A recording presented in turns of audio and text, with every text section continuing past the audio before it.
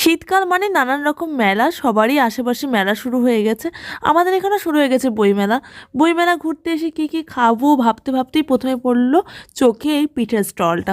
এর আগে কিন্তু মেলা ঘোরার শর্টসটা এবং বড় ভিডিও শেয়ার করে দিয়েছি। তা ভাবছি এখন খাওয়ার জন্য একটা পার্টিকুলার ভিডিও বানানো যাক, যেটা দেখে তোমাদেরও লোভ লাগবে।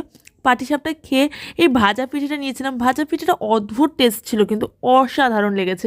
তবে খুব শক্ত, এই মানে চালের গুঁড়োটাকে ওরা ভেজেছে তো এই জন্য একটু শক্ত হয়ে গেছে।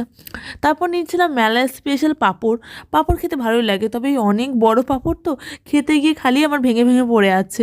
আর আমি আজকে লিপ গ্লস পরে গেছি, সারাটা মুখে আমার লিপ গ্লস ঘেটে গেছে। লিপ গ্লস পরলে এরকম হয়, তবে আমার শীতকালে লিপ গ্লস পরতে এত ভালো লাগে না।